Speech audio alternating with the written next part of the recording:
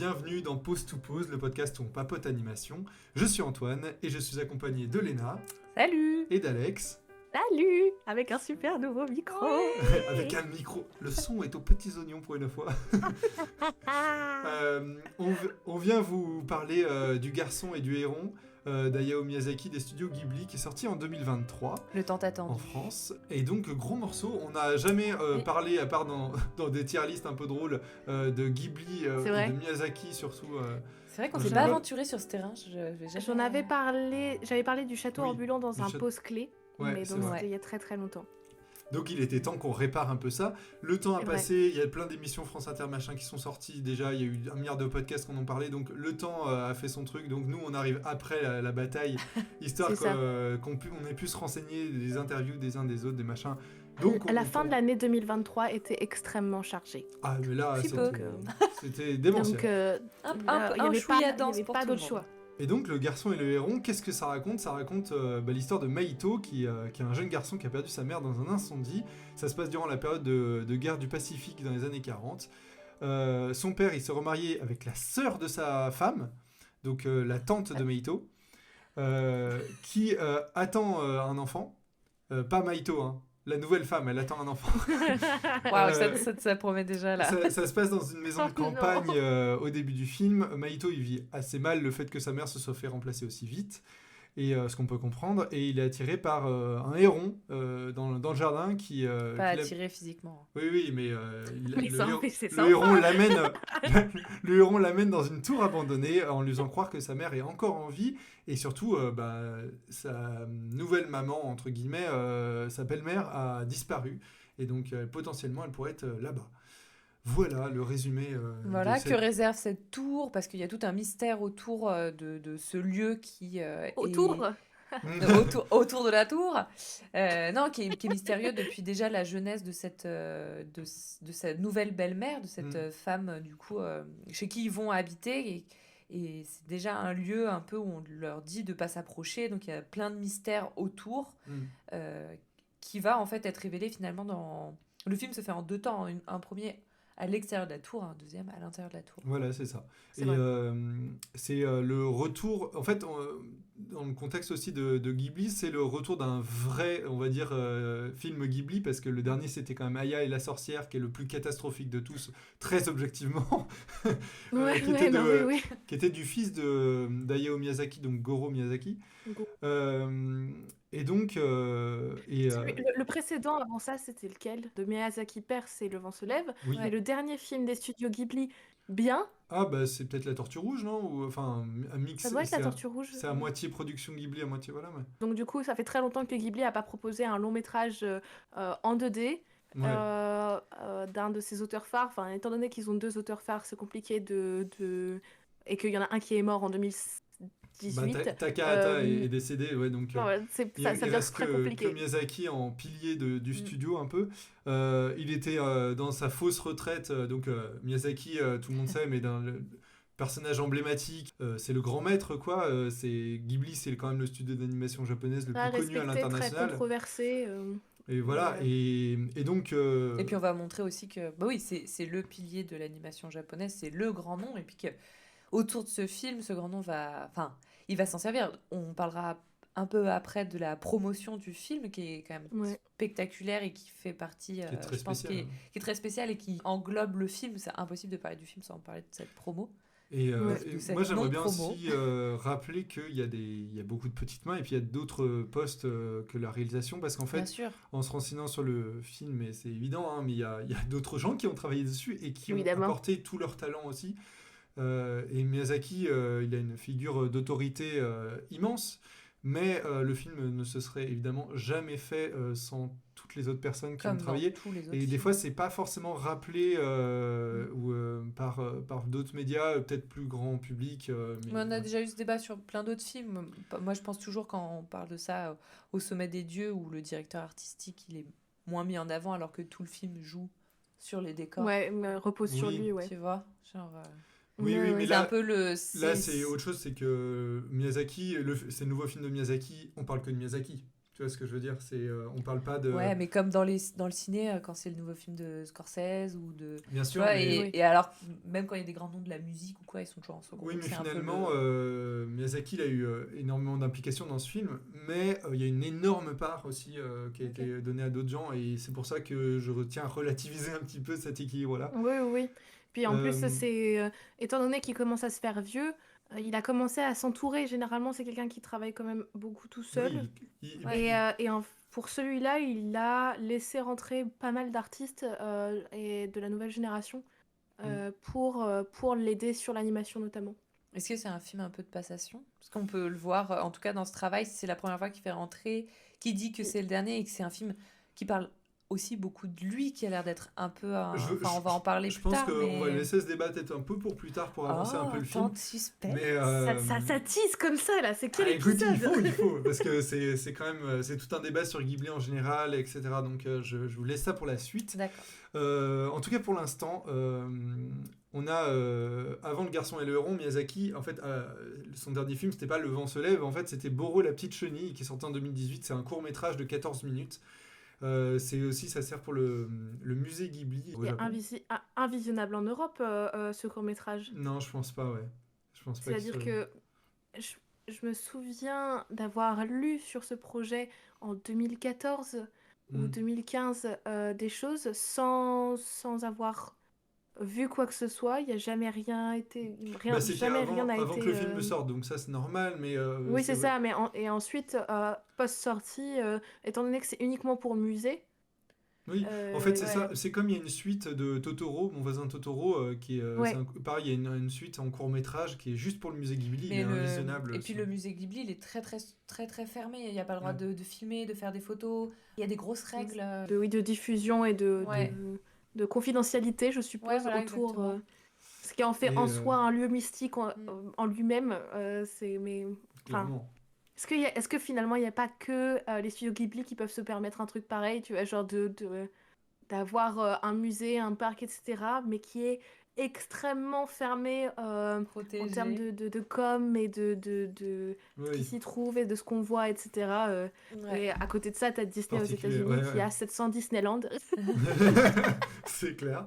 Pour revenir un peu au film, il y a beaucoup de références à ces anciens films, et aussi surtout en fait en particulier, ça je l'ai vu en me renseignant un peu autour du film, c'est à ces courts-métrages, particulièrement Monsieur Pat et la princesse Œuf, qui est sorti en 2010, que je ne connaissais pas. mais du coup voilà, c'est pas juste ces longs métrages, etc. Il a fait d'autres choses. Le titre, Le Garçon et le Héron, le titre en version originale peut se traduire littéralement par Comment vivrez-vous. Et ce qui était assez poétique et ce qui garde un questionnement, voilà. Et dans la traduction, Le Garçon et le Héron, donc The Boy and the Héron, on perd ces questionnements-là, et en plus on a un peu cet effet de générateur aléatoire de titres de films Ghibli, un peu, je trouve, à l'international, quoi. Et puis effectivement, il n'y a plus du tout de questionnement avec ce... C'est très binaire. Genre Le Garçon et le Héron, point, tu sais ce que tu vas voir. Alors que... C'est quoi, du coup, le titre original traduit ? Comment vivrez-vous ? En fait, ça reprend c'est pas une adaptation, mais ça reprend en fait un roman qui s'appelle Et vous, comment vivrez-vous ? Oui, parce que c'est l'adaptation de Genzaburo Yoshino. Oui, ça et voilà, et c'est un roman qui est dans le film, en plus il y est, donc il y a Maito, le personnage principal, qui tombe dessus et qui est accompagné d'un mot de sa mère qui est destiné à son père. Avec marqué Pour élever Maito. C'est un bouquin qu'il a lu plus jeune, et en fait je crois que c'est un bouquin que même au Japon, où un peu tout le monde le lit un peu. Un classique. C'est un peu Le Petit Prince de... Je vais citer quelques trucs. Il y a un très bon podcast de Mangacast, un très bon épisode de Mangacast qui parle du Garçon et du Héron, qui est très technique, que je vous invite à écouter, et il y a certaines choses que je vais dire que j'ai entendues là-bas. Et il y a aussi une interview, il y a 3 interviews très intéressantes de personnes qui ont travaillé avec Miyazaki. Il y en a une avec Toshiyuki Inoue, et une avec Honda aussi, qui sont incroyables, sur Full Frontal de Matteo Watzki. Et vraiment, mine d'or, incroyable. Voilà. Donc, vous trouverez de toute façon tous les liens dans la description, etc. Mais voilà, je vous invite à regarder ça. Et écoutez ça, c'est un peu le Petit Prince de là-bas, donc un peu... Un texte connu, en tout cas. Voilà, c'est ça. Et c'est en fait, c'est un manuel d'éthique de comment vivre les uns avec les autres. Ce qui fait que c'est pour ça que c'est une adaptation libre un petit peu de tout ça, quoi. Et j'essaie de voir, tu sais, genre de créer des liens sur et le scénario et sur de ce que ça raconte sur le vivre ensemble, etc. et sur l'adaptation. Je vois les passerelles, mais elles sont très longues. Ouais, c'est pour ça, c'est un peu... c'est un film très particulier, Le Garçon et le Rond, là.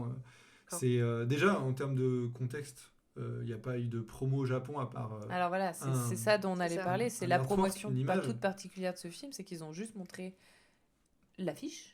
Même pas une affiche. Ouais. C'est pas une affiche, c'est un concept du héros. C'est un concept, un concept art. C'est un concept du héros, mais qui est un peu étrange. On voit un œil. Ouais. Et en fait, c'est tout ce que le Japon a vu jusqu'à sa sortie en salle. Voilà. Ouais. C'est-à-dire je trouve ça génial. C'est incroyable. Mais vraiment, mais moi, et au même moment, en Occident, sortaient Barbie et Oppenheimer. Qui ont aussi eu des promos spectaculaires, mais dans le sens complètement inverse. Ouais. Ce qui est assez fantastique. Et donc, au Japon, tu as le Miyazaki qui sort avec une affiche qui est un concept qui date... Je pense que cette affiche, elle doit dater d'il y a 2-3 ans. Et pas de bande-annonce, pas d'affiche, rien. Et du coup, en plus, c'est une image qui laisse appel à l'imaginaire. Tu vois, il y a vraiment un truc, tu peux te dire, ça. Genre, ok, à quoi il ressemble vraiment. Enfin, c'est très flou, quoi. Qu'est-ce que ça appelle et comment c'est le plus gros succès cinéma au Japon de l'année, ou alors le deuxième plus gros succès en tout cas, c'est le nombre d'entrées à la première semaine était fantastique, et en fait le film n'a pas eu besoin de promotion pour faire venir les gens en salle au Japon. En France, on a eu une promotion. Nous trois, on peut le dire, on a choisi de pas regarder. Même si on a forcément fini par voir les affiches. Donc du coup, déjà, avec les affiches, on avait le cara du personnage, on avait le cara du héros. Donc du coup, on avait déjà plus de choses. Mais on a choisi, nous, trois, de voir le film sans avoir vu aucune bande-annonce, rien du tout. Tel qu'avait été choisi aussi... Alors c'est la décision du producteur, pas de Miyazaki. Suzuki Ouais, voilà. Non, mais du coup, c'est intéressant de se dire, on se met dans des conditions aussi telles quelles qu'ils l'ont eu au Japon. C'est ça. Et puis, qui ont été choisis, tu vois, tu respectes un peu le truc, il y a une curiosité. Et puis moi, en fait, j'adore voir les films sans connaître rien du film. J'aime pas forcément... Il y a des films, j'aime bien voir les bandes annonces parce que je les attends peut-être un peu ou quoi. Et il y a des films, j'y vais sans rien connaître pour me dire, vas-y, qu'est-ce que tu as à m'offrir ? Et en fait, je me rends compte souvent que c'est vachement mieux parce que en fait, il y a plein de petites surprises que tu découvres en fait, mais des trucs que tu découvres au début du film, et c'est des petites merveilles comme ça qui sont éparpillées, alors que quand tu as vu la bande-annonce, t'es tout spoilé en fait, tu te dis oui, effectivement, c'est attendu en fait. Moi celui-ci, je savais pas du tout si on allait tomber sur quelque chose de réaliste comme Le Vent se lève, ou vraiment quelque chose de un peu fou comme Le Château ambulant. Je savais rien du tout, donc je me suis tout pris dans la face. Et ce qui est très drôle, c'est que tu as le droit aux deux. Et on a le droit aux deux, donc voilà. Mais du coup, quand ça tourne, quand il y a le twist où du coup ce héron se transforme un peu, mais j'étais sur mon truc, j'étais mais qu'est-ce qui se passe Et même il y a aussi un truc, c'est qu'il n'y a pas eu il y a une absence de promo, il y a aussi il n'y avait pas de délai concernant la production du film. Il y avait moins de pression pour finir le film, même si en soi il y en avait quand même, parce que je le dis maintenant, Hayao Miyazaki, c'est un grand maître, et ce qui fait qui a fait bon nombre de films, etc., qui a plus grand chose à prouver. Le truc, c'est que du coup, c'est aussi une figure qui est extrêmement exigeante et qui va parfois être assez dure. Dans l'interview qu'il y avait dans Full Frontal d'Inoue, il en parlait. En fait, il avait bossé avec lui sur Kiki la petite sorcière, et il n'avait plus jamais eu envie de bosser avec lui. Quand il était en tant que réalisateur.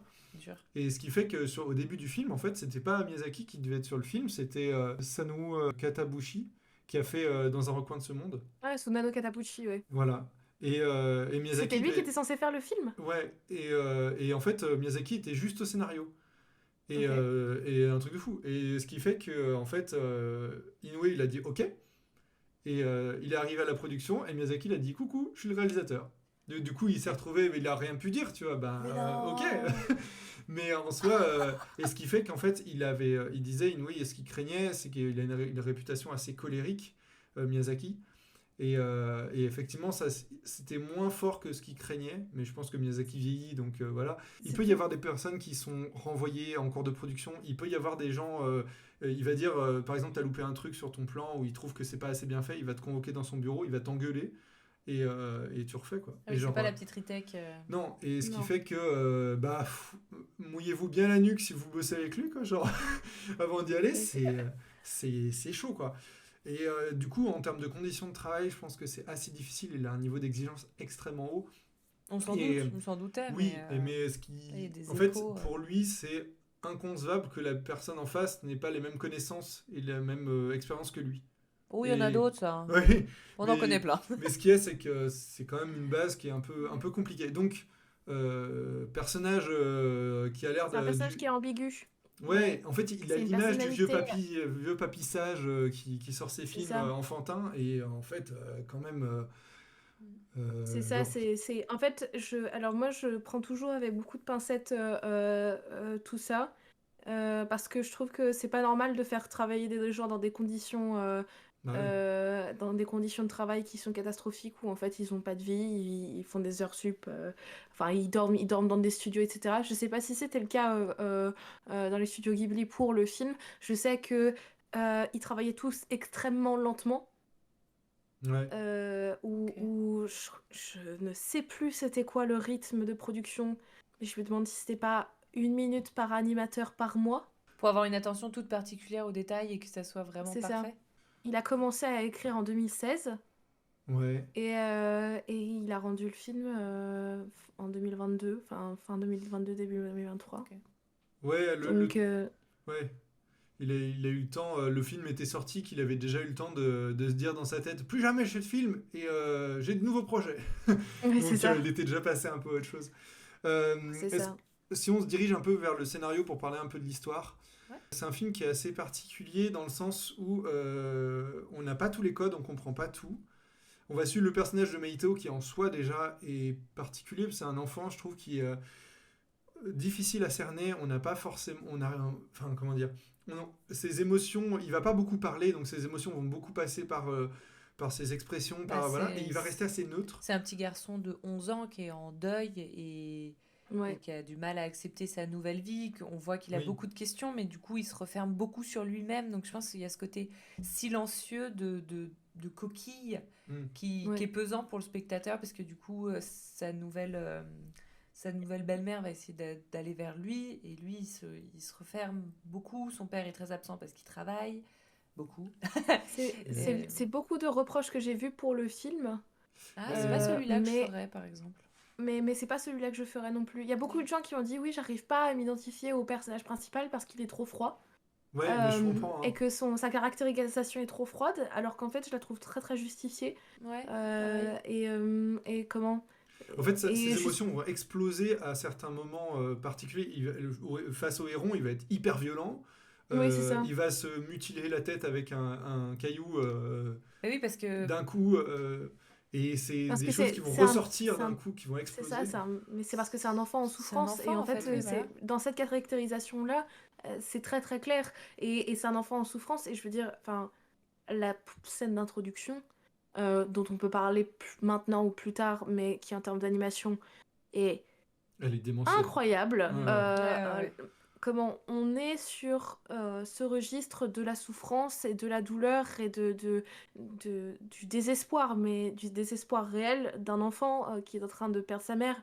Et c'est pour moi, plaçant ça au tout début du film en termes de rythme, et ensuite quelques séquences reviennent par la suite, on a une caractérisation de personnage qui est troublée et où on comprend au fil du film qu'il doit se sortir de ce trouble-là et qu'il doit faire son deuil.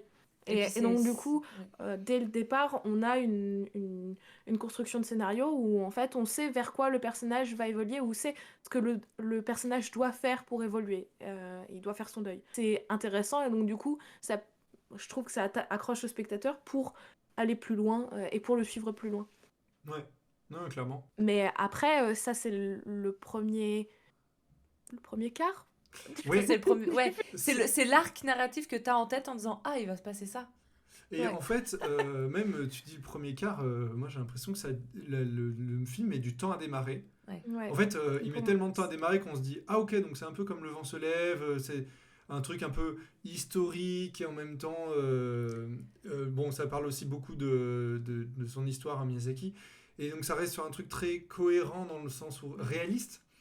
Et en fait, après, ça part dans le fantastique. Il y a le temps d'avoir un quotidien qui s'installe dans cette maison avec les servantes, avec la maman qui s'approche, enfin la belle-mère, son père qui reprend le travail, lui qui du coup va se mutiler le crâne, qui va avoir ses petits rituels, ses questionnements, mais en même temps il reste enfermé. Et au début tu te dis bon, ça va évoluer, après ça stagne parce que du coup toi-même tu rentres dans leur habitude en disant ok, ça se passe comme ça.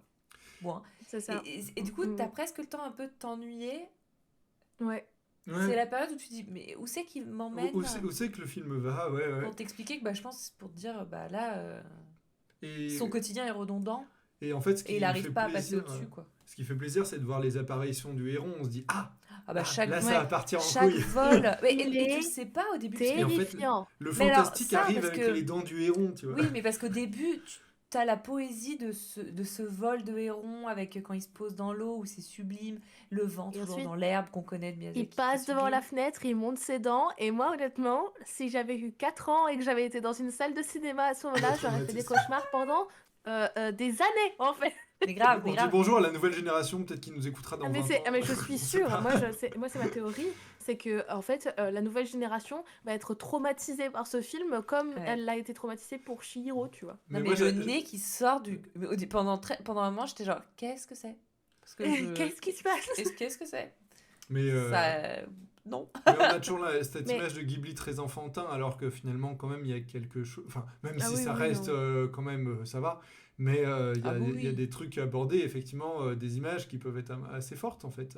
Oui, c'est ça, mais il y a beaucoup c'est de choses... dérangeant, c'est pas fort, mais ça vient vraiment titiller l'étrange malaisant. C'est ça, et donc du coup, le malaisant, en fait, moi, c'est toujours ce que j'ai adoré avec les Ghibli, c'est qu'en fait, ils ont des money shots, comme on appelle, c'est-à-dire des plans où toute la monnaie est limite dedans. C'est ça, voilà, c'est tout le sens et toute la composition et toute l'histoire sont dans des plans particuliers et c'est pas nécessairement, faut pas nécessairement le penser en plan pour les Ghibli, mais ça va être des séquences dans chacun de leurs films qui vont être mais des jalons ou de l'imaginaire ou de la peur ou en tout cas de ce qui va créer la fantaisie, le bizarre chez l'enfant. Et chez l'enfant et chez l'adulte, moi je me souviens que par exemple, j'ai vu Totoro à 4 ou 5 ans et la scène du baobab m'a hantée, mais pendant des années, sans que je sache que ça venait de Totoro, c'est-à-dire que je l'ai vu, tu vois, genre très... et en fait, l'image m'a hantée de cette espèce d'arbre qui pousse en une nuit, et en revoyant le film bien plus tard, j'étais là genre...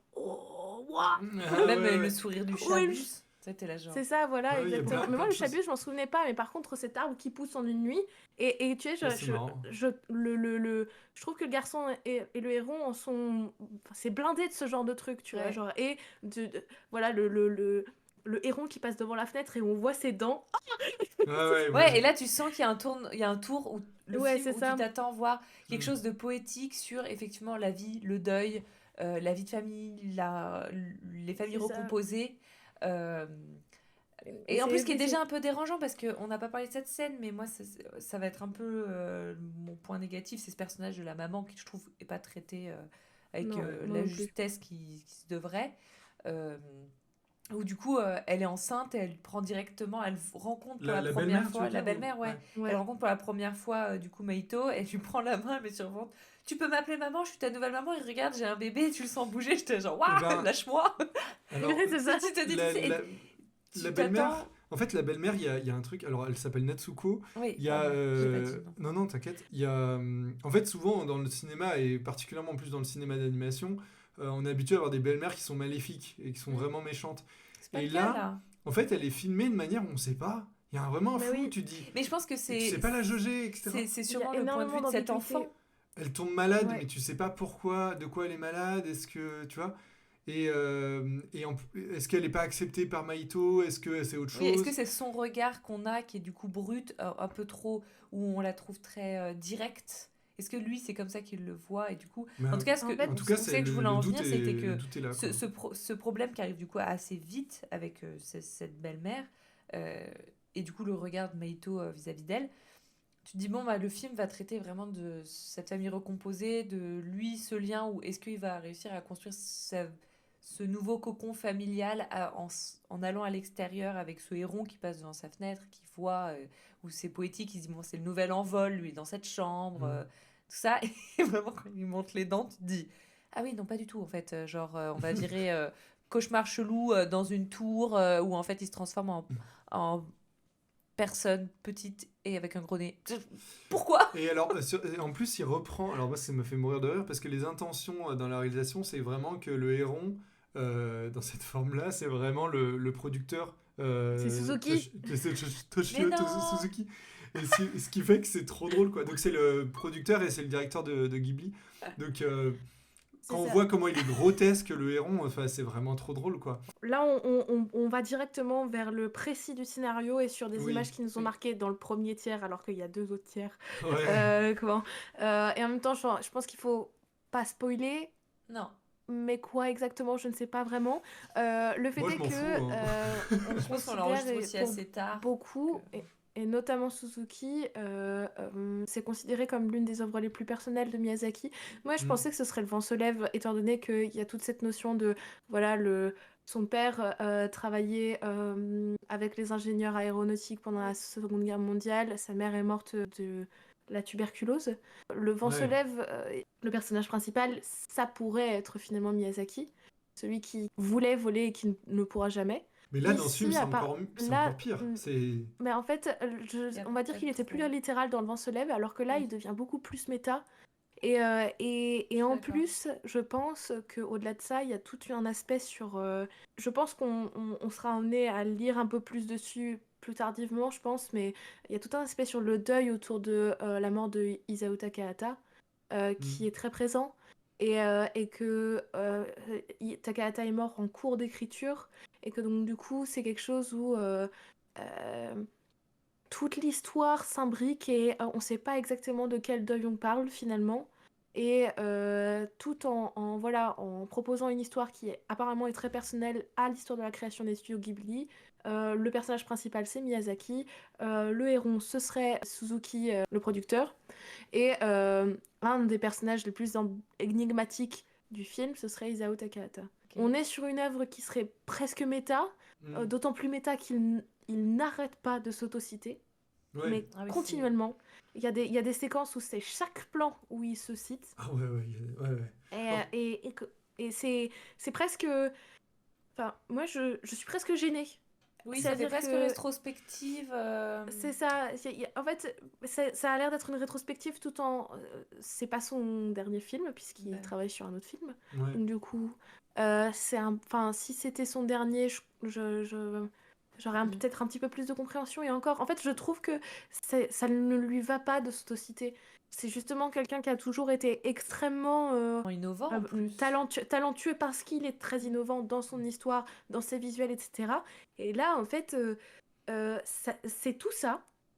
Et en même temps, c'est tout ce qu'il y avait avant. Et donc, on est dans une espèce d'entre-deux où vraiment, moi, j'avais une partie de mon cerveau qui essayait de comprendre ce qui se passait dans l'histoire, ce qu'il essayait d'expliquer, et où était toute la paraphrase, et l'autre qui était en mode genre, mais c'est le gazebo de Porco Rosso, là, je le vois. Alors, je suis d'accord, moi aussi, il y a plein de scènes, donc on spoile pas, mais du coup, effectivement, comme Alex l'a dit, il y a tous les personnages de tous les autres Miyazaki. C'est le Miyazaki Cinematic Universe. Mais c'est un peu ça. C'est vraiment, il y a un moment où tu t'as un peu, justement, c'est ce truc où tu te demandes dans quel film t'es et ton esprit, il est plus à dire, ah purée, c'était dans lequel ça? Tu vois, tu sors du film en disant, il fait référence à lui, mais je vois vraiment ça fait un peu un truc où on dirait que du coup il manque d'idées pour innover. Quand tu vois les petites créatures, les Warawara, c'est rigolo, mais on les a vus dans Mononoke. Ouais, en fait ça fait vraiment des clins d'œil pas très subtil. Et en même temps, il y a un truc un peu rigolo à chercher. Est-ce que c'est pour un public plus jeune ou c'est pour amener des liens? Pour moi, c'est le plus gros défaut du film. C'est-à-dire que pour moi, c'est presque un film qui est difficile à... En fait, pour moi, c'est normalement un film, tu le regardes et tu te dis ah, c'était bien ou c'était... Voilà. Mais là, tu regardes et tu te dis mais c'est pas un film en tant que tel. C'est-à-dire qu'il faut connaître l'histoire de Miyazaki. Non, ouais. Il faut connaître sa filmo pour te dire ah oui, ok, je comprends le film. Mais attends, mais c'est pas ça un film normalement. Tu regardes le film et il est bien ou pas. Et là, du coup, si tu connais pas Miyazaki, bon, ce qui est rare, mais quand même, et tu connais pas sa filmo ou quoi que ce soit, tu vois le film, t'étais encore plus troublé. C'est-à-dire que t'étais complètement perdu. Tu te dis. Oui, parce que les designs s'embriquent pas forcément. Genre, du coup, il y a les servantes. Ah oui. Et dans les servantes de la maison, du coup, de la belle-mère. C'est Natsuko, la belle-mère.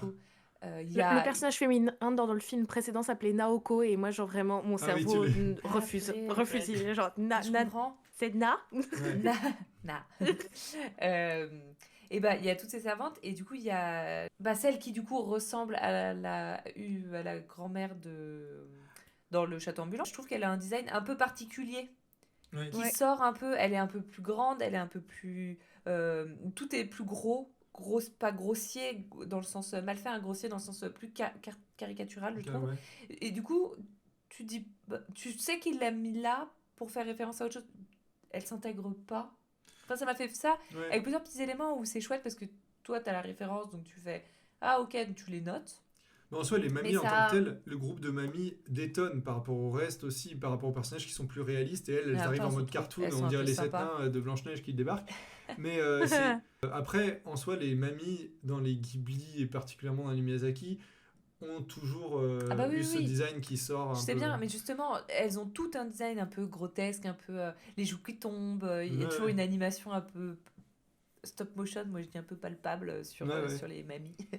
Et elle en particulier, celle dont il fait un clin d'œil, c'est encore plus accentué en mode regardez, je l'ai. C'est ça, j'ai des grands-mères dans mes univers et là j'ai décidé de toutes les mettre ensemble. Oui, c'est ça. Une jolie petite euro. Mais tu sais, il y a quelque chose de super méta, il y a une histoire, parce que donc du coup, bien sûr, au bout un tiers de film, le personnage principal rentre dans cette tour un peu magique, enfin un peu mystique surtout. On ne sait pas si elle est magique, mais elle est mystique, ça pour sûr. On tombe dans du Miyazaki, on va dire, plus classique, avec un univers complètement construit, complètement nouveau et complètement hors de toute réalité. Complètement onirique, très très onirique. Onirique, c'est ça exactement. C'est là où il va commencer à s'autociter beaucoup plus, forcément. Ça va être une suite de péripéties pour retrouver sa nouvelle mère ou sa tante. Qui a disparu plus tôt dans la tour. Qui a disparu. Donc dans cette tour, il y a tout ce couloir avec plein de portes qui passent dans des univers et en fait il y a presque un truc un peu méta où on se dit mais ok, donc si c'est une allégorie, alors à ce moment-là est-ce que chaque porte c'est pas un film? Je me suis posé la question si tu pouvais toutes les compter. C'est ça, et est-ce que finalement voilà on n'est pas sur quelque chose où on est dans la matrice, tu vois, genre la matrice de Ghibli. Oui, mais est-ce que c'est nous aussi parce que est-ce que c'est en analysant est-ce qu'on analyse le truc? Parce que après en soi enfin je sais pas, pour moi à ta grand-mère et aller le voir. Mais non, en tout cas c'est assez perturbant cette autocitation sans arrêt. En même temps moi je trouve qu'il y a quand même quelque chose où visuellement c'est splendide, les décors sont assez dingues et en plus il y a quelque chose où le merveilleux, l'imaginaire est vraiment au centre de ces parties-là. Et puis il y a vraiment cette confrontation entre le beau, doux du réel, poétique, contemplatif japonais, lent du début, avec du coup effectivement on va passer dans différents mondes via ces portes de ce couloir une fois qu'on est dans la tour, avec un côté très coloré, très loufoque, très onirique, plein d'actions. Et en fait, il nous met une dualité, je trouve, genre, regarde, je peux faire ça, t'auras tout. Et en même temps, en citant, genre, j'ai fait ça. Ça permet de tenir en haleine le spectateur, c'est-à-dire que le spectateur est toujours sollicité pour suivre, mais Et puis, tu as la curiosité de qu'est-ce qu'il va y avoir derrière la prochaine porte. Quel va être l'autre univers, parce qu'en fait, on saute tout le temps d'un à un autre. C'est ça, mais parfois, c'est même de plan par plan. Et là, on est vraiment sur... Enfin, au-delà même de l'univers qu'il crée, de la suspension d'incrédulité qu'il challenge en écrivant son histoire, il pousse plus loin en changeant le montage, en faisant des choses qui sont très, très particulières, où en fait... selon les plans, on va être dans des endroits différents, sur des timelines différentes, sur des temps, des personnages qui vont être différents. Et en fait, c'est incroyable, c'est très chouette. Mais en fait, moi, le plus gros grief que j'ai contre ce film, et ce qui en même temps fait que je l'aime beaucoup, parce que j'ai beaucoup aimé le film, c'est qu'il n'y a que Miyazaki qui peut faire ça. C'est-à-dire que quelqu'un d'autre qui propose un scénario comme ça, avec un univers comme ça, on va lui dire, mon coco, tu fais n'importe quoi. C'est n'importe quoi. Et puis, en plus, chaque univers, chaque porte où tu dis... effectivement, comme tu dis, on dirait à tout le monde, là, t'en fais trop. Et là, t'as plaisir à faire... Oh, là, c'est beau. Oh, là, c'est encore plus coloré. Oh, là, ça fourmille de détails. Enfin...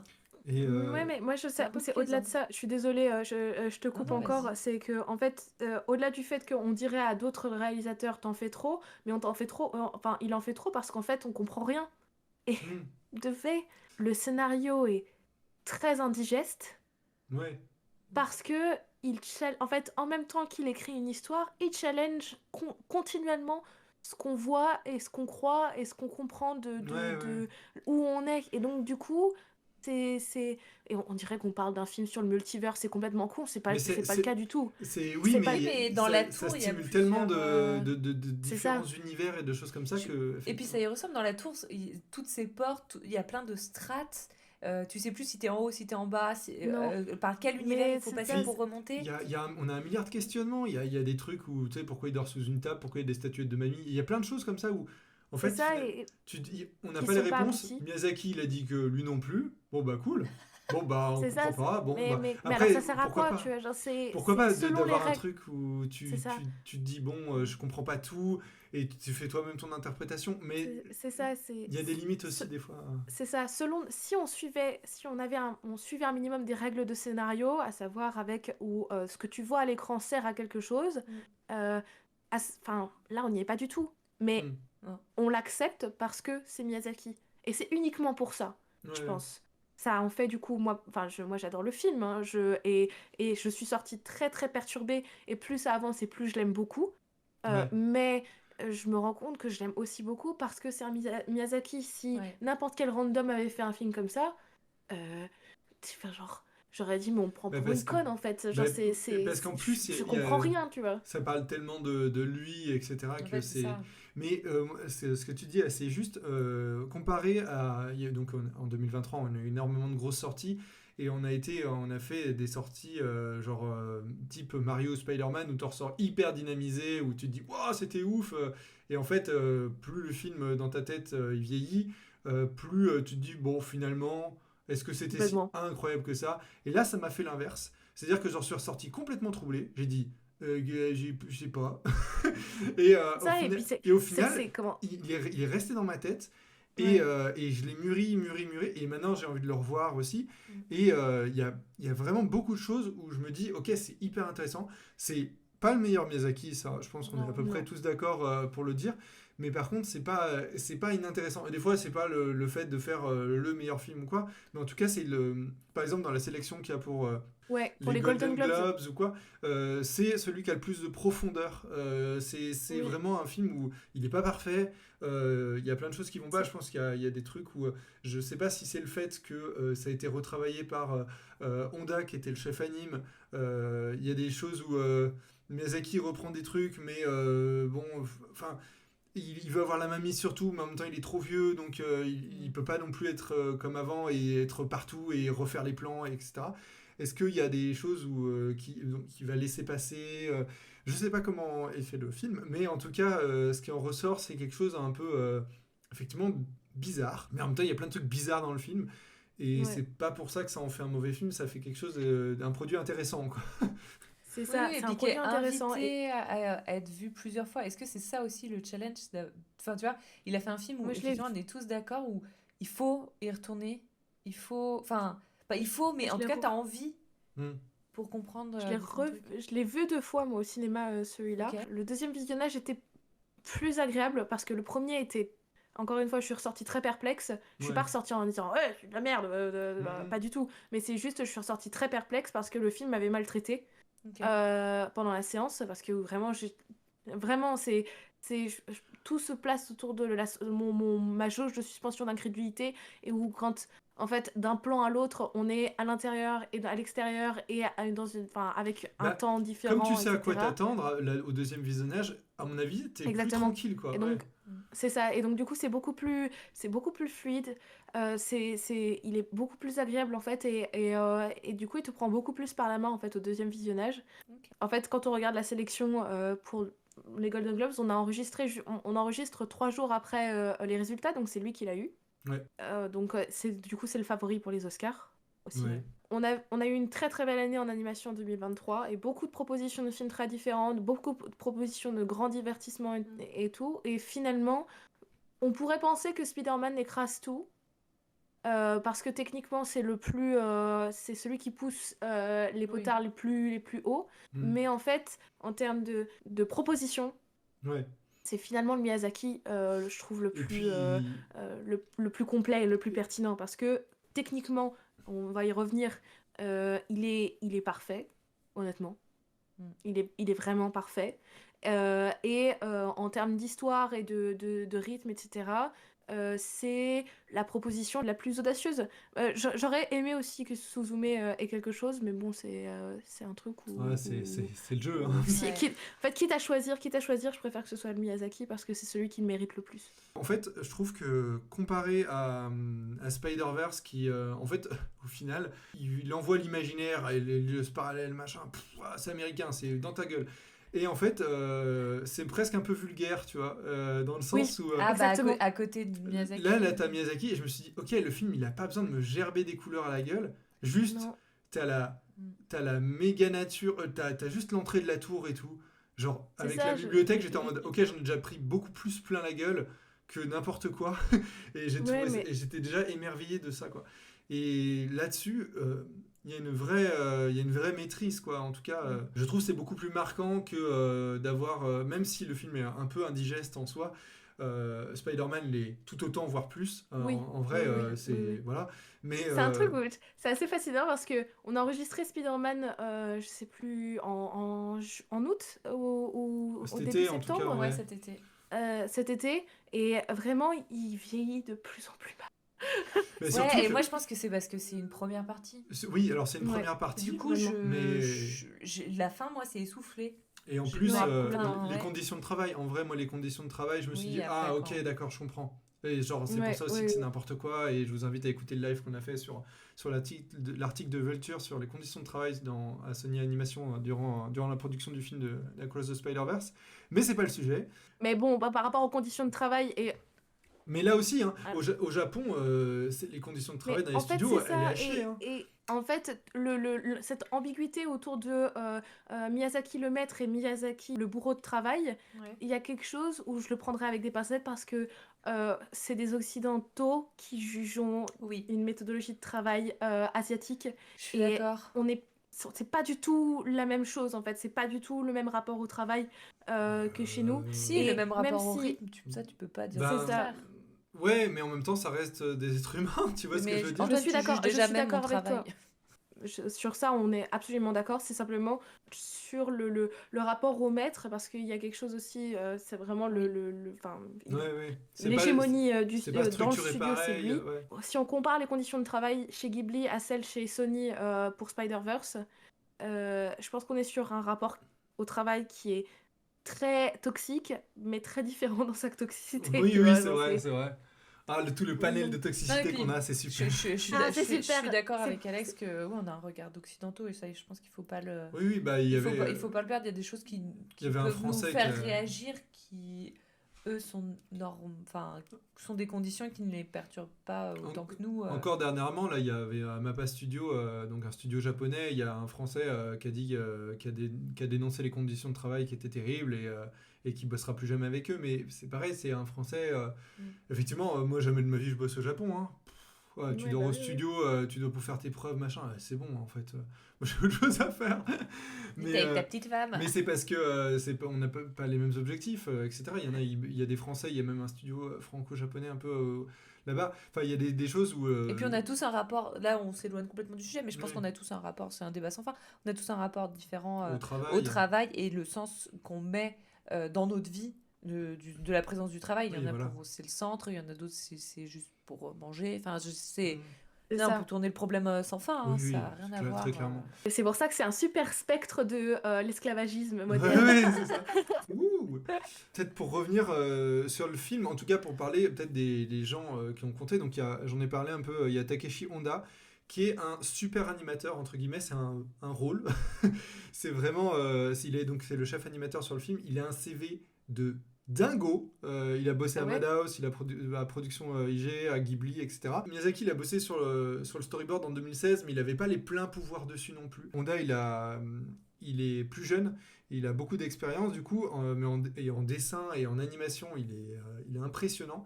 Ce qui fait aussi qu'il a pas mal travaillé avec Miyazaki là-dessus, etc. C'est pour ça que c'est pas juste un film de Miyazaki, c'est aussi un film de Honda en partie. Il y a des séquences qui ont été faites entièrement par lui et son équipe. Voilà, mais c'est... Donc en tout cas une très grande importance. Et voilà, après on reconnaît Miyazaki à certains moments, mais je pense qu'il y a des moments où on ne reconnaît pas Miyazaki, et je pense que c'est des moments comme ça où Honda a plus été sur cette partie-là. Et peut-être aussi que c'est là aussi où le film est un peu étrange, et on ne sait pas par quel bout le prendre, c'est qu'il nous emmène à des endroits et à d'autres, et en fait on est un peu dérouté parce qu'aussi il y a peut-être... il y a plusieurs expériences qui s'entrechoquent. Mais par contre, comment je reconnais un film de Ghibli et comment je reconnais surtout un film de Miyazaki, c'est pas les personnages ou l'univers ou quoi que ce soit, c'est les fluides. L'animation des fluides, c'est incroyable, c'est toujours la même chose, mais je trouve ça toujours incroyable. Par exemple, Maito qui se fracasse la tête avec un rocher. Ok, le sang sort de sa tête, c'est coagulant, il y a un volume, il y a une texture presque du sang, ça pisse le sang, mais alors il pisse le sang comme ça, en réalité il décède, mais là parce qu'il se tape pas si fort que ça, mais voilà. Mais là on vous fait un peu un truc d'horreur, mais vous pouvez aller le voir avec des enfants, hein. C'est pas tant, ça pisse pas tant le sang que ça. Et attention, trigger warning héron. Mais pour les phobiques. Mais sinon, ça va créer des phobies de héron et de perruches aussi, mais ça sans contexte. Oui, voilà. C'est vrai, les perruches sont très drôles. Mais en soi, les fluides chez Miyazaki sont hyper texturés. Et puis hyper identifiables, quoi. Il y a quelque chose. Donc ça se voit dans l'eau, ça se voit dans tous les trucs comme ça, mais voilà, c'est juste une parenthèse là-dessus, mais ça me fait rire. Et effectivement, les perruches, t'en parlais, sont très drôles. Donc un peu les ennemis dans ce monde fantastique, elles veulent les bouffer. Le héron et Maito.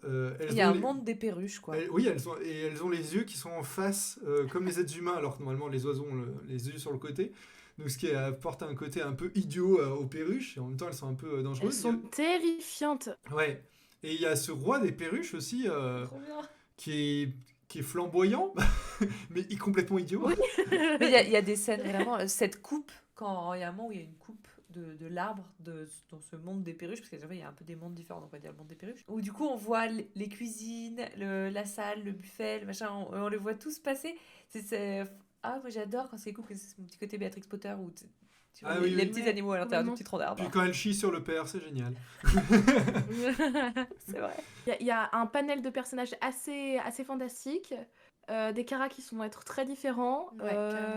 Qui sont faits par Miyazaki et retravaillés par Honda aussi, pareil. Oui. Il y a certains trucs, c'est un peu hybride. Mais même en fait, juste parfois, sur quelques plans, le style... Je ne saurais pas vous expliquer pourquoi, comment, quoi, qu'est-ce, etc. C'est pas tout à fait Ghibli. Ouais, je peux comprendre. Il y a dans l'œil ou quelque chose comme ça. Je me souviens d'un plan où il est avec les Warawara, il en porte un et on a une espèce de plongée sur lui. Oui. Et dans le mouvement, c'est pas complètement ça, tu vois. Genre c'est autre chose. Les Warawara, ils sont presque lissé. Enfin, je sais pas comment dire. Ouais. Une fois que tu as vu toutes les créatures et le monde imaginaire et onirique dont est capable Miyazaki, et du coup, ce qui crée aussi toute la poésie et la curiosité qu'on a pour ces films, là, tu te dis, putain, il y a les perruches, il y a le héron qui est hyper stylé, les autres personnages, les mamies, les petites statues et tout. Et eux, tu te dis, ok, c'est cool parce qu'on retrouve un peu... Ouais. Et c'est un peu... Ils sont un peu pauvres esthétiquement. Ouais, je suis alors que des fois, avec des formes très simples, il arrive à faire des trucs de fou. Il y a aussi un truc où je pense que les gens qui ont travaillé dessus, certaines personnes, typiquement, j'en parlais une dernière fois, mais Honda, il a bossé sur Akira, etc. Machin. Ouais. Par exemple, il y a des personnes comme ça qui ont travaillé sur le film, qui ont une importance, ou même des animateurs ou des animatrices, qui ont bossé sur des films d'animation japonaise qui sont très réalistes. Et en fait, les films Ghibli et Miyazaki, en fait, sont assez caricaturaux et sont pas tant à fond sur l'anatomie. Ils sont juste anatomiquement, mais ils sont pas... C'est pas Jérémy Perrin, quoi. Et ce qui est important, en fait, surtout, c'est pour faire passer l'émotion, en fait, en principal. Ce qui fait qu'à mon avis, il y a des petits plans comme ça qui passent à droite à gauche à certains endroits où c'est peut-être possiblement l'inverse, où c'est peut-être pas tant émotionnellement ça qui guide, c'est plutôt le mouvement et l'anatomie qui a peut-être plus... C'est ça. Mais ça joue pas grand-chose. Hein, mais... Non, ça se joue à pas grand-chose, mais c'est intéressant. Et après, puisqu'on parle d'anime et de réalisme ou pas, je pense que c'est très très très important de revenir sur les 5 premières minutes du film. Ah, merci. Oui. Le film, c'est le style de Miyazaki, sauf sur quelques plans où il y a quelque chose d'un petit peu bizarre, etc. Mais bon, ça, on s'en fout. Mais au-delà de ça, juste en termes de pure technique d'animation, c'est un travail monstrueux. Ouais. Et on pourrait se dire que c'est suffisant, sauf que sur les 5 premières minutes, il décide de prendre un parti pris graphique et d'animation surtout, parce que c'est au-delà c'est plus d'animation que graphique en soi, pour exprimer la chaleur et le feu, l'état émotionnel du personnage. J'ai jamais rien vu de tel. J'ai jamais vu ça. J'ai jamais vu ça de toute ma vie. Pour le coup, j'ai pas le nom, je sais pas. Alors, si vous l'avez dans les commentaires, mettez-le, pitié. Mais c'est un animateur, il me semble, qui a bossé avec Masaki Yuasa, ce qui explique aussi un peu, donc réalisateur de Mind Game et Inuo récemment, qui fait que le style de Yuasa, par exemple, est très porté sur les exagérations, les choses comme ça. Et là, il y a quelque chose de quand même structuré, mais en même temps, ça prend des libertés. C'est absolument dingue. Moi, j'ai jamais vu ça aussi. Effectivement, il y a un traitement de la chaleur, des déformations, des trucs. C'est complètement fou. Et jamais vu à Ghibli. En plus, j'ai trouvé ça hyper innovant et jamais vu nulle part. C'est ça. Non, jamais vu nulle part. Et c'est ça. Et pour un film de Miyazaki qui est quand même très très classique dans sa forme, parce que il y a une part graphique, il y a une charte qu'il faut respecter absolument. Les toutes premières secondes du film sont autour de ça. Commencer avec donc une séquence où le personnage principal tente de s'approcher d'un feu dans un hôpital et la chaleur et la foule vont se mélanger et se déformer et créer une espèce d'ondulation dans l'animation et dans ce qui est perçu et non perçu par le personnage et dans la forme du personnage. C'est déjà juste en termes d'intention sensorielle extrêmement intéressant et extrêmement audacieux techniquement.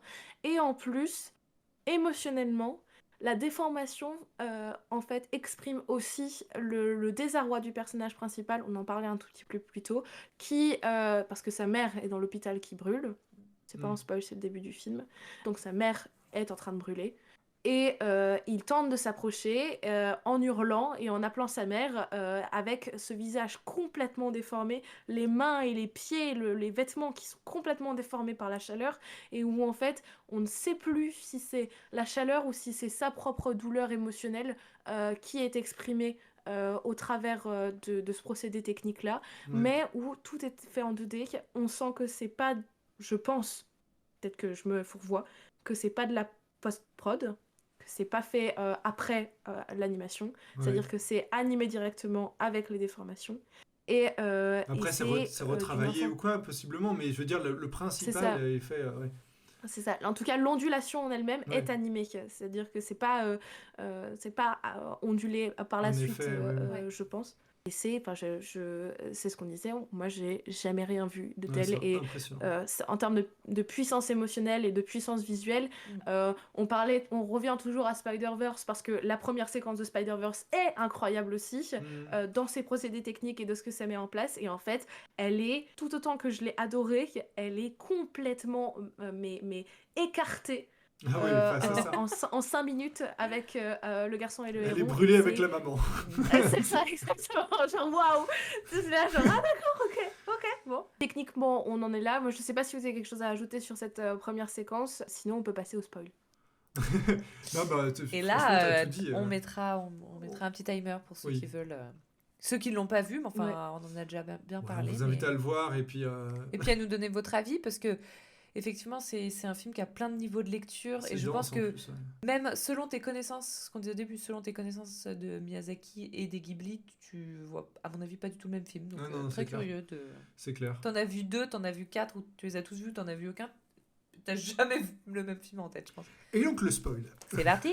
Le spoil, on a donc le personnage du créateur, dont on est un peu obligé de parler, qui est emblématique du film, qui du coup s'occupe à ce que l'univers tienne en place. Donc c'est le grand-oncle en fait, et il cherche un héritier. Héritier il va dire genre Mahito, super, tu vas être mon héritier. Et j'en ai qu'un. Et là et donc le héros, Mahito, va refuser, va décliner sa proposition parce qu'il va se rendre compte que de la noirceur qu'il a en lui et qu'en fait il a conscience de sa part d'ombre et du coup il va préférer garder le monde qu'il a, retourner dans son propre monde. Donc cette personne, et on l'a pas dit, cette personne vit dans la tour. Oui. Pour ceux qui n'ont pas vu le film et qui écoutent les spoils par curiosité, ce qu'on respecte totalement. Oui, cette personne vit dans la tour et garde la tour en équilibre via des jeux de bois. Et le but, c'est l'architecte de ce monde parallèle, loufoque, avec plein de portes qui ouvrent sur plein de trucs. C'est vachement mieux dit que moi, merci. Non, pas du tout. C'est un travail à deux. Merci. Et du coup, il va dire, voilà, je suis trop vieux, mais s'il n'y a personne pour tenir, le monde s'écroule parce qu'en fait, c'est moi qui mets les pièces de ce jeu de bois qui est concret devant lui, qui tient tout ce monde onirique et imaginaire de la tour, et que si personne le reprend, ça s'écroule. Mais par contre, ça engage du coup de rester dans ce monde imaginaire, et c'est du travail à plein temps. Et en fait, il va dire à Mahito, c'est toi. Et en fait, il lui laisse pas vraiment le choix, et en même temps, il n'a pas vraiment d'autres personnes. Et Mahito, il va préférer décliner du coup, et il va préférer même retourner du coup dans son monde. Il sait qu'il n'est pas parfait, il y a la guerre, etc. Mais il va préférer aussi y retourner plutôt que de jouer au Capla. Oui, avec un héron qui se fout de sa gueule depuis 1h30. Ouais. Genre, je pense qu'on aurait tous fait la même. Mais en soi, voilà, il y a le personnage du père dont on n'a pas parlé, je suis en train de me dire avec guerre. Moi, quand on disait qu'il y avait des styles graphiques qui rappelaient pas forcément Miyazaki, et du coup qui étaient un peu qui sortaient un peu du film, ou en tout cas qui esthétiquement, vous étiquez l'œil en mode Miyazaki, pas Miyazaki, qui a mis la main dans le gâteau. Là, typiquement, le papa, moi, c'est Henri Cavill. Vous m'excusez, mais il est ni japonais, il est pas de Ghibli, c'est Henri Cavill, juste qui a mis un filtre Snapchat. Mais vraiment. C'est vrai que c'est je bizarre. Vous invite à regarder. Quand il arrive sur son cheval et il fait un bled. C'est vrai que c'est étrange. Mais vraiment, il est arrivé à l'écran, j'étais genre non. Il y a eu 3 plans, j'ai dû le dire à Antoine en mode non, attends, faut qu'on partage ça tout le film parce que sinon je vais le porter seul sur mes épaules. Et donc en tout cas, ça reprend. Donc il y a vraiment des grosses similitudes avec le père de Miyazaki aussi. Avec, et pas The Witcher, on vous rassure. Bon, ça s'arrête là.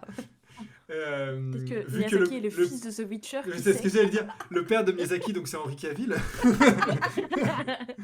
Et ce qui fait que le père de Miyazaki était aussi dans l'industrie de l'aviation. Une entreprise qui fabriquait des pièces des avions militaires. C'est Miyazaki Airplane. En plus, donc du coup, c'est une industrie qui a la bonne vie en fait durant la guerre, forcément. MDR. Mais il n'y a pas de jugement du film en soi.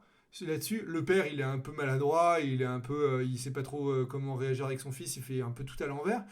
Mais sur ce jugement moral-là, du business de la guerre, on voit que les affaires marchent pour lui, il y a des cockpits et tout, nickel. C'est pas le sujet, hein. Ouais, c'est ça, c'est pas le sujet. Ouais, C'est-à-dire que mais c'est traité, mais ok, mais... C'est ça, Bah, en fait, je suppose que l'incendie, au début, doit être lié à un bombardement. Bah ouais. Ah oui, oui.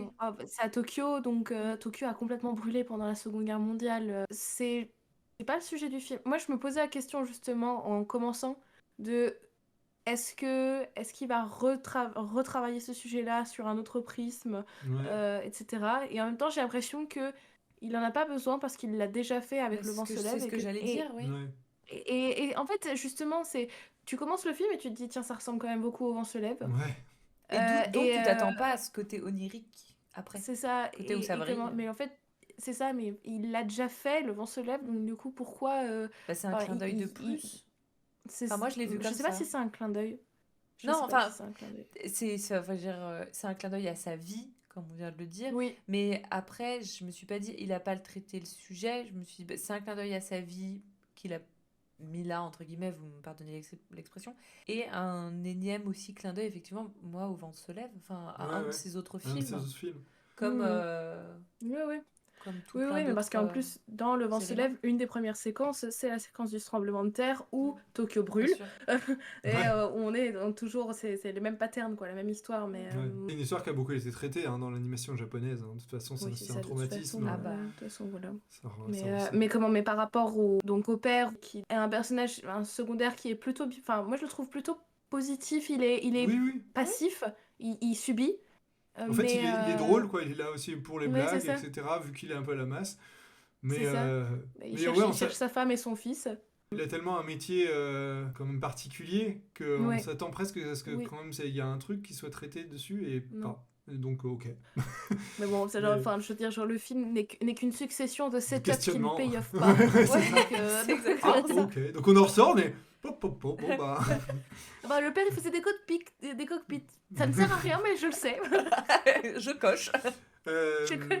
En termes peut-être de musique, on peut en parler aussi. La musique, elle est de Joe Hisaishi, donc, qui est l'emblématique compositeur des films Ghibli. Moi, j'ai un avis un peu particulier sur la musique, c'est-à-dire que j'ai vu le film et je me suis dit, trop bien, musique hyper cool, ça va, grave. Mais moi, ça m'aurait jamais en tête. Mais je pense que vu que j'ai pas grandi avec Ghibli, les musiques en général Ghibli ne me restent pas en tête, à part cette musique de Nausicaa.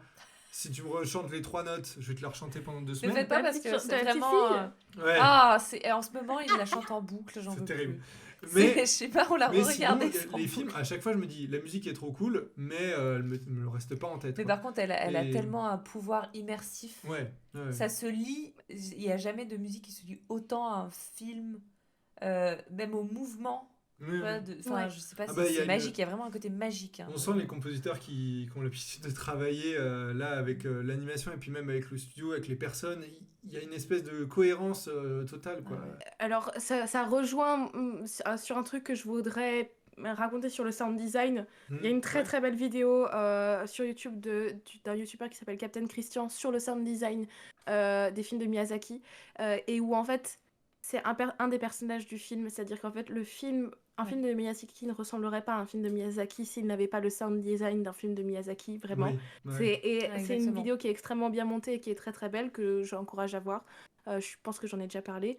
Mais ici, on est sur la même chose. Il y a quelque chose dans les perruches et sur le fait qu'on les entende respirer que je trouve fascinant. Et c'est accompagné par une musique que je trouve très humble. On est très loin des compositions comme celles qu'on pouvait retrouver dans Mononoke ou même Le Conte de la Princesse Kaguya, qui est très lyrique, qui était sa dernière composition pour un studio Ghibli. Et qui est moi, Le Conte de la Princesse Kaguya, je trouve que c'est le meilleur, mais voilà. C'est mon humble avis. Généralement, oui, on a des compositions qui sont très, très accompagnante, plutôt lyrique selon le ton du film. Totoro, ça va être beaucoup plus léger comme comme rythme. Et ici, on est quelque chose de très très humble. Il y a énormément de moments qui sont accompagnés par une seule et unique note de piano. Et en fait, c'est ce que je trouve fascinant, c'est que tu l'entends le piano. Tu entends le doigt sur la note qui s'enfonce la note qui touche le clavier. Le bois. C'est ça, exactement.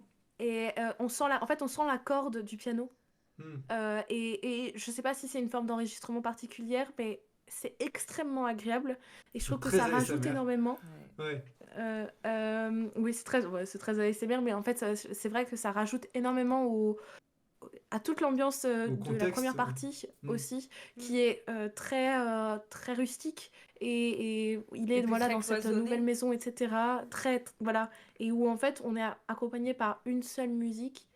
Par une seule note de musique, puis ensuite un petit thème qui est joué avec un piano tout seul. Et c'est très très beau, mais c'est très très très très humble.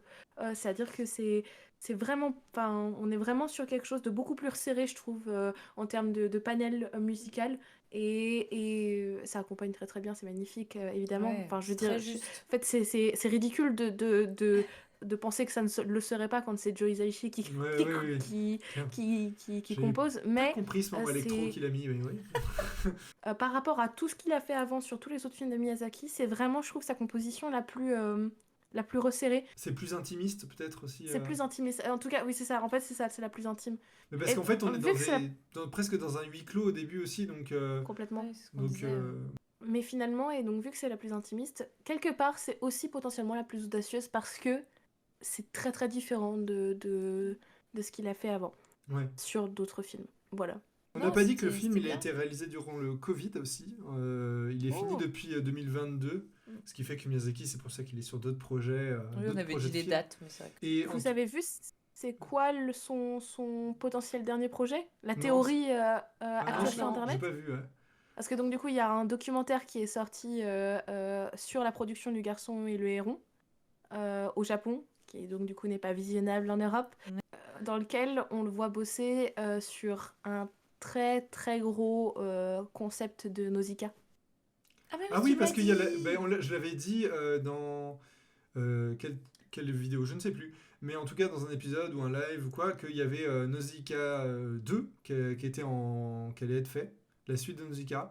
C'est annoncé ?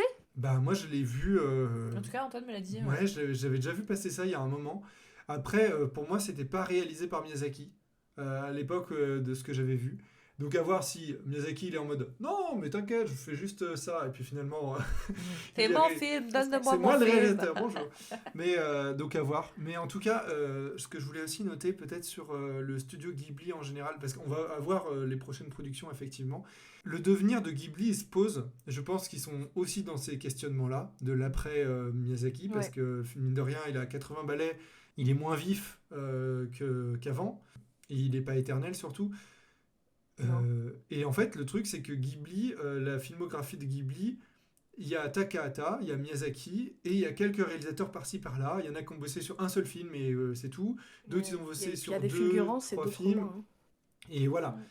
Et en fait le truc c'est que j'ai l'impression que tu disais que la nouvelle génération par exemple on leur faisait plus confiance et tout, mais je pense qu'on leur donne pas les mains de la réalisation encore. Ils sont beaucoup sur de la technique, d'animation, des choses comme ça, mais là on va arriver à un moment où il va falloir lâcher les rênes à quelqu'un, à d'autres, et en fait à laisser la voix à d'autres, tout en gardant potentiellement l'identité que fait de Ghibli sur leurs films, etc., sans casser les codes et tout, mais au final garder le cahier des charges, mais voilà. pas Mais tu vois par exemple Marie et la fleur de la sorcière, c'est un bon exemple. Le réalisateur il s'est barré de Ghibli, tu vois, pour faire ce film, et c'est un film qui est très identifié Ghibli, qui aurait pu être un film de Ghibli, mais juste on lui a dit non et il se barre. Et en soi c'est un peu dommage, et pour pas que le studio s'effondre, et il ne s'effondrera pas de toute façon, je pense qu'ils y réfléchissent suffisamment, je suis curieux de voir ce qui va se passer, mais donner quand même de la chance aux nouvelles têtes qui ont de l'énergie. On va arriver sur un tournant là prochainement. Mais ouais, ça sera intéressant les prochaines années de voir ce qui va se passer.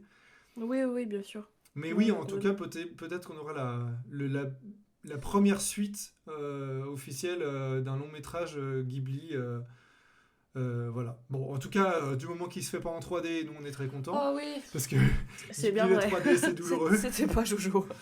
Mais voilà, en tout cas, ce qu'on pouvait dire sur Le Garçon et le Héron, j'espère que ça vous a intéressé, auditoris. Oui. N'hésitez pas à nous dire en commentaire, à mettre tout ce qu'on n'a pas dit, à compléter, à dire votre avis sur le film, ce que vous avez aimé, ce que vous n'avez pas aimé. Dites-nous tout, partagez. L'idée c'est ça, dans les commentaires, c'est de partager tout ça. On vous retrouve bientôt. Et puis on vous fait plein de bisous. À plus, bisous.